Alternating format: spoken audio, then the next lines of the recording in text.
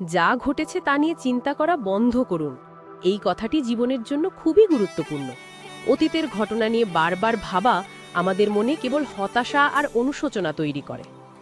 আমরা সবাই জীবনে ভুল করি, কষ্ট পাই, অথবা এমন কিছু ঘটে যা আমাদের নিয়ন্ত্রণের বাইরে থাকে। কিন্তু সেই অতীতকে আঁকড়ে ধরে রাখলে বর্তমান নষ্ট হয়ে যায় আর ভবিষ্যতও অন্ধকার হয়ে ওঠে।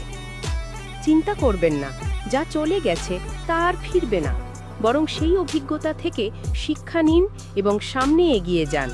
মনে রাখবেন, বর্তমানই আপনার হাতে, আর বর্তমানের সঠিক ব্যবহারই আপনাকে সুন্দর ভবিষ্যতের দিকে নিয়ে যাবে।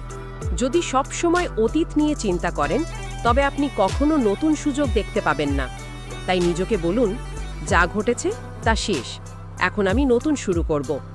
এই মানসিকতা আপনাকে আরও শক্তিশালী, আত্মবিশ্বাসী ও ইতিবাচক করে তুলবে। জীবন মানেই এগিয়ে চলা। সুখ, দুঃখ, সাফল্য, ব্যর্থতা সবই জীবনের অংশ। কিন্তু এগুলোকে পেছনে ফেলে সামনে তাকাতে পারলেই আপনি প্রকৃত অর্থে সফল হবেন। তাই অতীতকে বিদায় দিন, বর্তমানকে গ্রহণ করুন এবং ভবিষ্যতের পথে দৃঢ় পদক্ষেপ নিন।